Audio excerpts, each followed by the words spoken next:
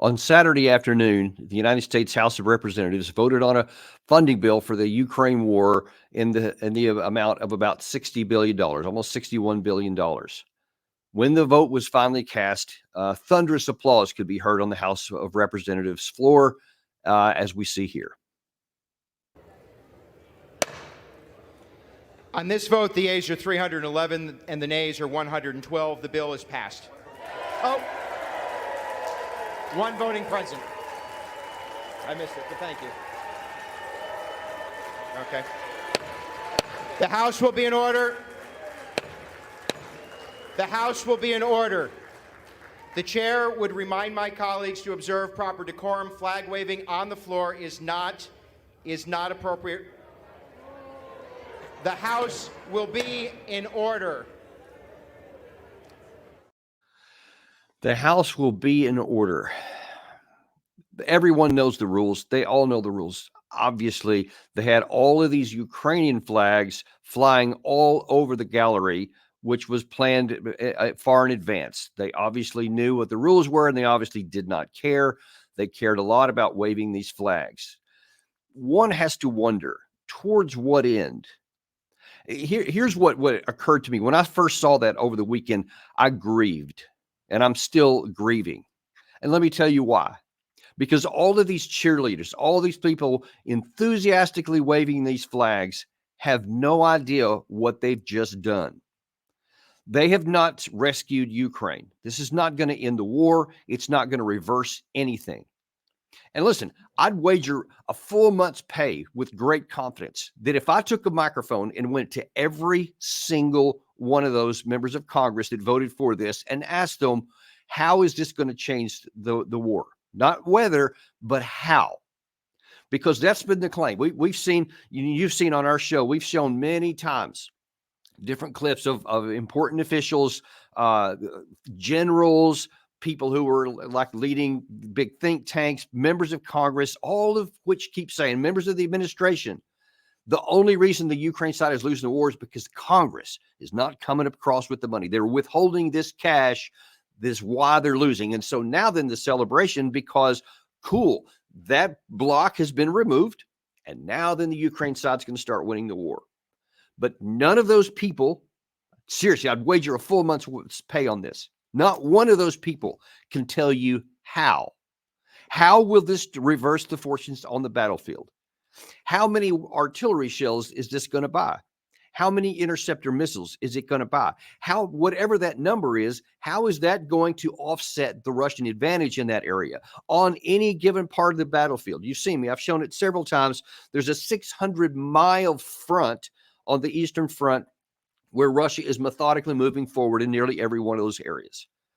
Reports have been out that Ukraine is suffering between 1 to 5 and 1 to 10 deficiency in artillery shells. They're deficient in air power, deficient in air defense capacity, drone capacity. Russia has electronic warfare that grounds or knocks down about 80% by one account of the drones that Ukraine flies.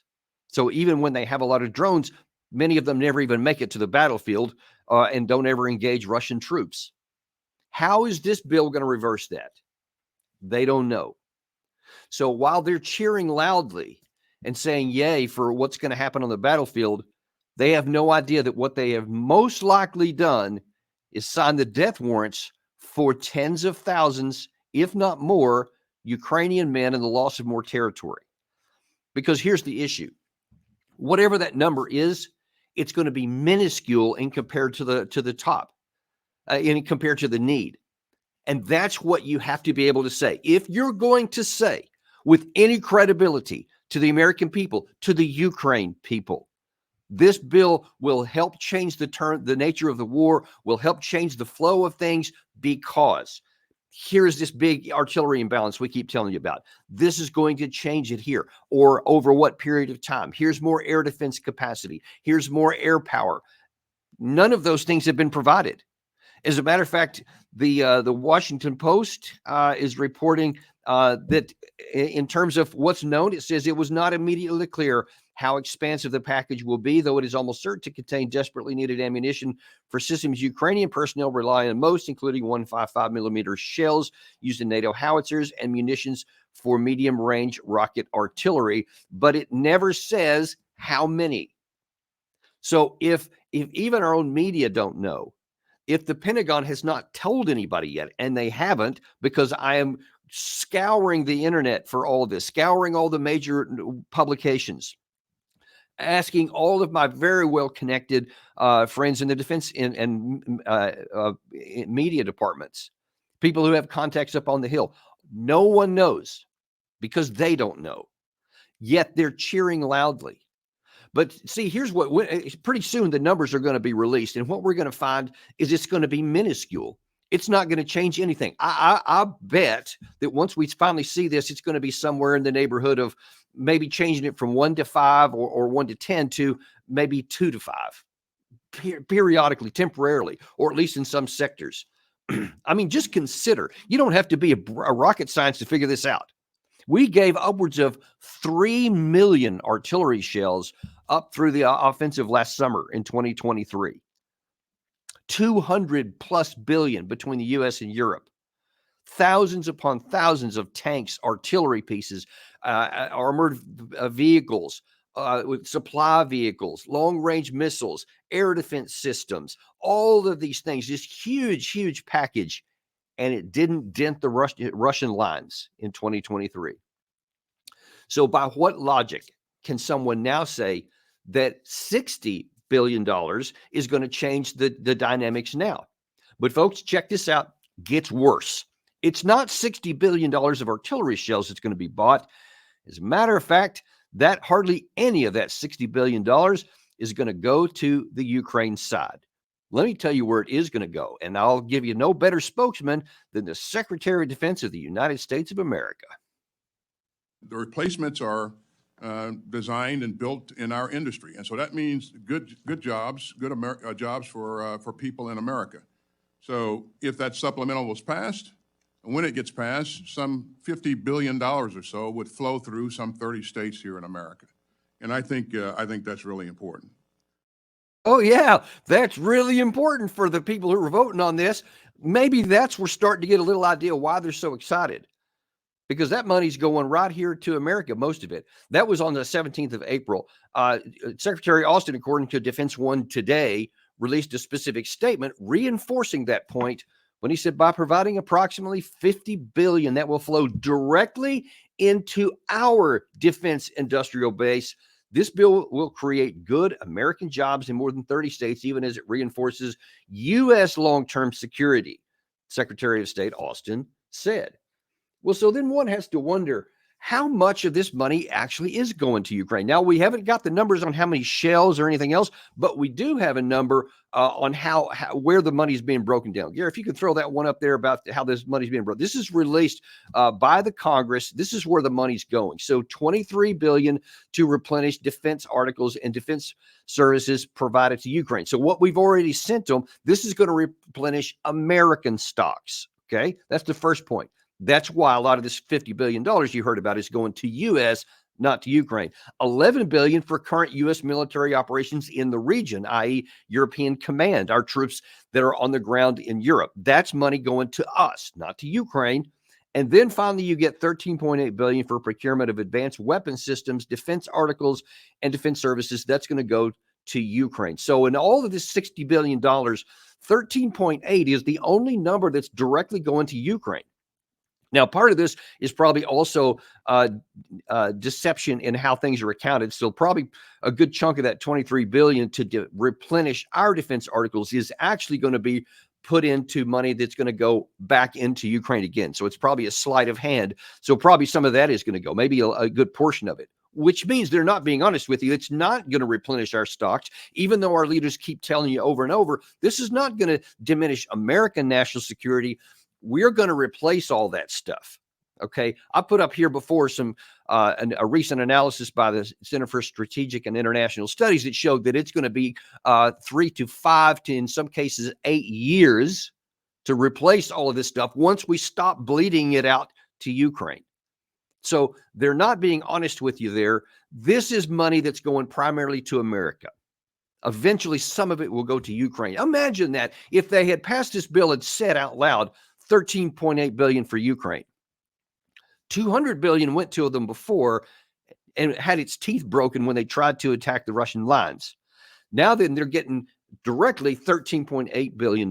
Now, a lot of that is going to be going immediately. So they'll sign contracts to make a bunch of stuff, and then some number of artillery shells, interceptors, and maybe other weapon systems will be immediately sent over. I've seen reports that is going to be the case. But that's what you need to look for. Look for that number, because then look for that number and then look for it in context for what the Russian side is doing. Folks, if anything, instead of having these flags from the Ukraine side waving, I think it probably should have been one of these flags. This is what I think we should have been waving, because that's the reality of it. That's the truth. Nobody wants to talk about that. Nobody wants to be honest about it, but all of the words that keeps being said, you show. Gary, put that one up by Austin again. This is the truth. $50 billion that will flow directly into our defense industrial base. This one here that Gary keeps putting up there all the time. This is from December. It's hard to not to reiterate this kind of stuff. All these happy faces. These are the defense industrial people who are going to get that $50 billion. Why wouldn't they have these big smiles on their face? All of this, though, goes back to the fact that the alleged purpose of this is to help Ukraine defeat Russia. It's not going to happen. It's not going to work. The numbers are just not there. And as I keep saying over and over and over again, it's not money, it's men. It's the manpower. That's what is going to, that's the long pole in the tent. They're not getting enough ammunition and weapons anyway for what they have. As you see, the balance is falling. If they had somehow to even make it even, it would still advantage the Russians, because their manpower is just going to overwhelm anything that Ukraine can do. Ukraine and the Congress can't print people.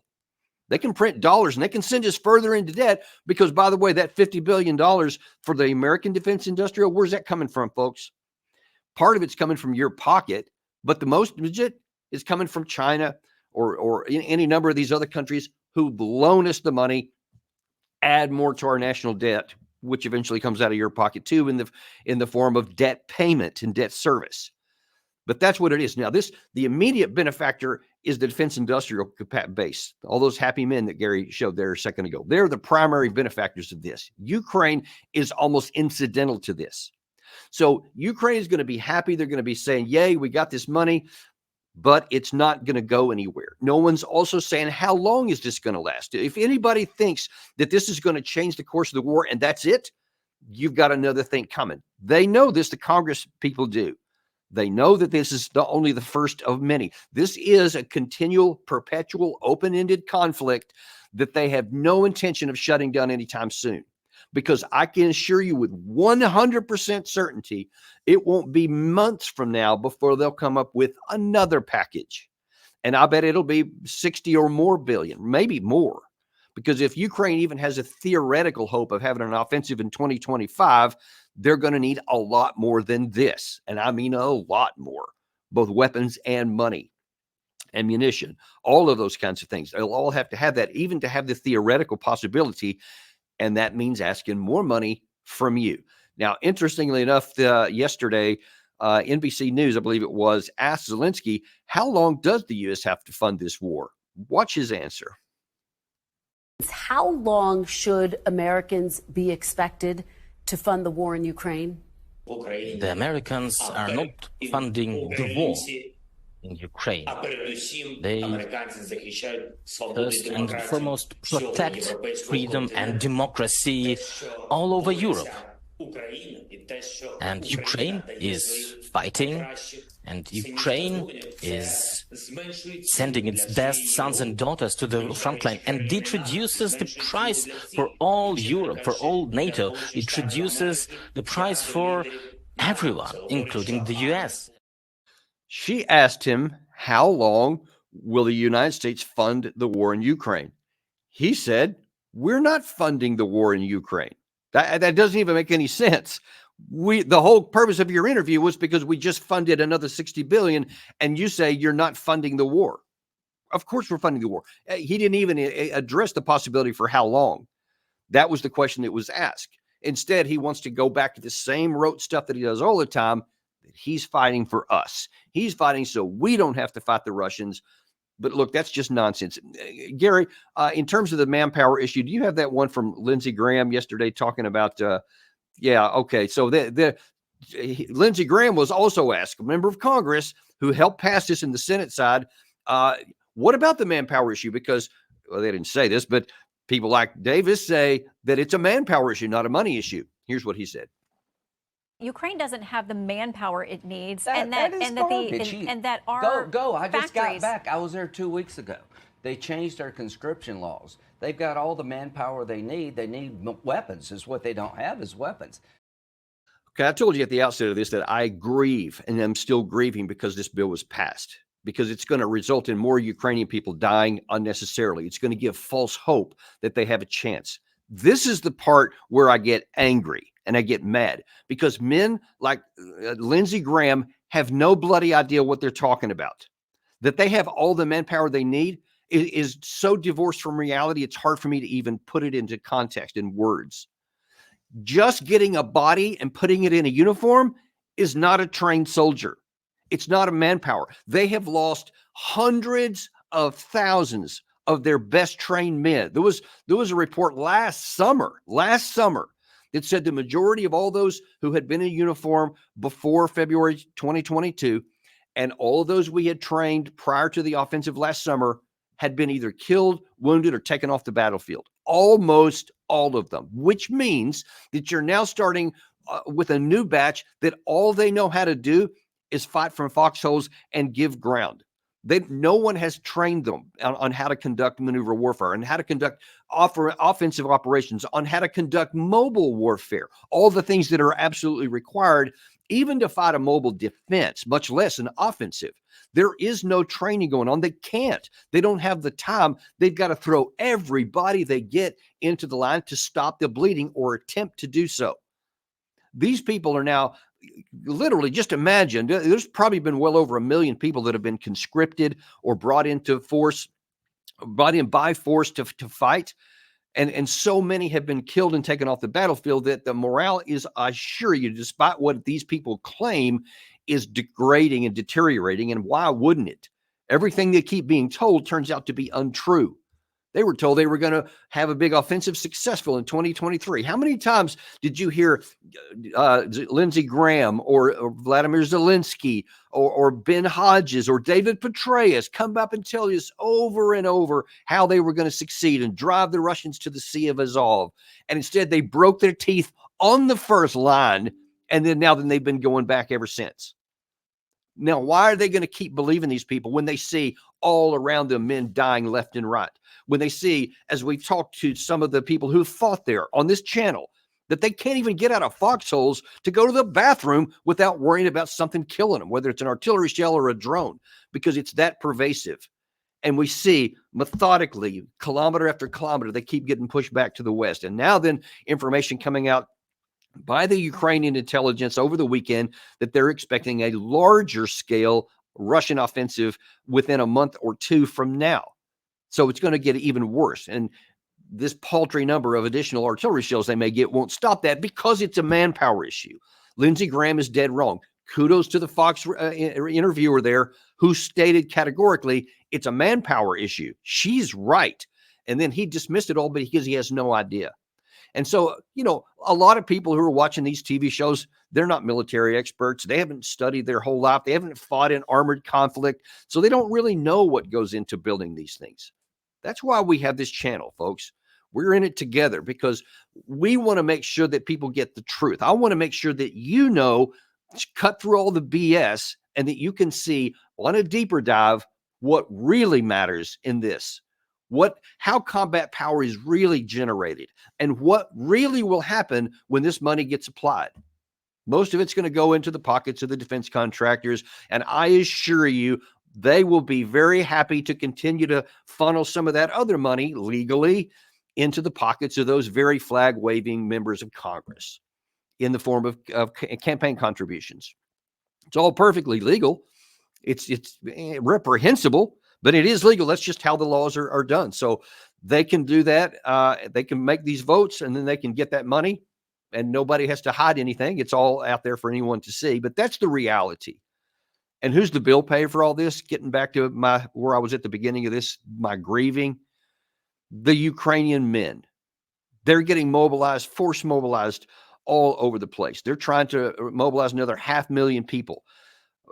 By some reports, they're probably going to have to start opening up to kids 18 years old because they don't have enough 25 years old. They've already gone through so many. They've lost millions of other ones to people who have fled the country since this war started.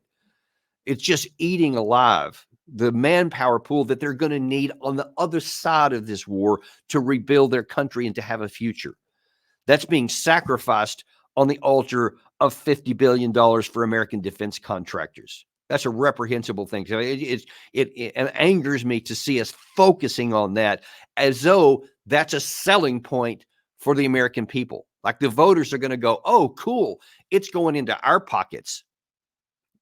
I'm sure there are some people who will say that, but I bet most people that are watching this especially are not saying that's cool. They're saying, oh my God, I can't believe you just said that out loud. I guess you give them some credit for being honest, but not much, because again, the most likely outcome of this, and I'm going on this video will be out there. I'm categorically saying, and want people to come back and check, and we'll see how it works out. But the most likely result of this is that more Ukrainian men will continue to die. They will continue to lose territory.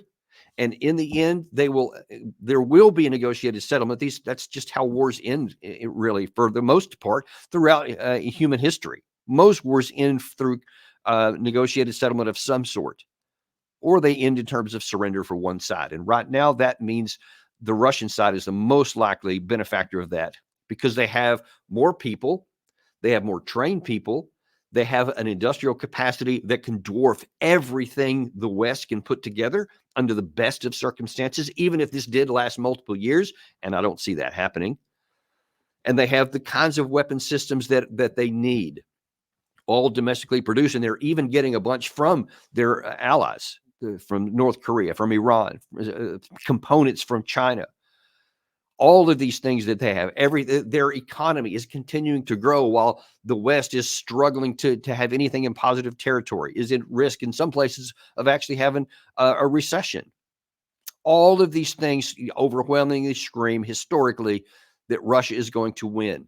So by waving these flags, by clapping about how, yay, this is going to increase American domestic jobs, we are condemning more and more, probably in the tens of thousands of Ukrainian men, to unnecessary and pointless deaths that won't change the outcome, that Russia is going to end up on the top of this war, no matter how it's settled.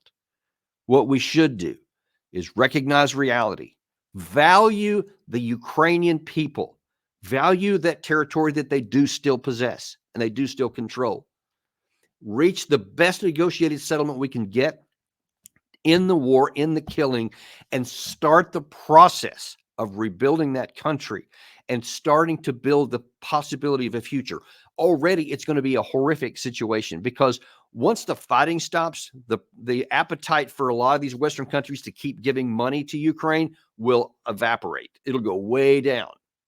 And they're going to need it because they can't fund it. I mean, their economy is just destroyed practically.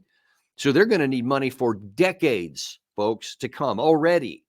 We'll see how the Congress is going to sell that to the American people. We'll see if they do, because I think the more likely is this is going to end up like Afghanistan in August of 2021, where there was a collapse, and then America is just going to shake their hands and move on like we have done on many occasions in the past. Many in Ukraine are aware of that risk and are very concerned about it, and they should be. What we should be doing right now is being honest with everybody, to include ourselves, to include the American public, and say, this is what we're going to do now to end the bloodshed and get this thing off the table with the best deal we can get for Ukraine. Problem is, because we keep waiting so long, is that the risk is that Russia will say, yeah, I'm not interested in a negotiated settlement anymore. We're winning on the battlefield. Even if I have to go another 2 years, which by American intelligence they can, at the projected and even greater capacity as time goes on, that they can just take what they want by force. So even if the U.S. follows my recommendations here, there's no guarantee that they're going to be able to get a good negotiated settlement. But there is that possibility. But we can end the fighting, as opposed to ignoring what I say. Keep throwing this money out there, keep throwing false hope to the Ukrainian people, and you're going to lose more territory. And in the end, you're going to have a negotiated settlement far worse than anything you could get today. We'll see how things work out. But folks, I want to make sure today you get the real scoop, the real story about all this flag waving nonsense on the floor of the House of Representatives. That's the truth. Thank you very much for watching today.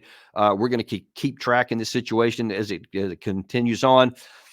We're going to have Matthew Holt 1 o'clock this afternoon. Always a treat to listen to what he has to say. He can cut through a lot of the BS himself, and we're going to be looking on the Israeli funding side and exactly what that's going to, because that was another part of that same House floor votes over the weekend. It's money that went to Israel. We'll be taking a look at that. You won't want to miss it. Thanks very much, and we'll see you on the next episode of Daniel Davis Deep Dive.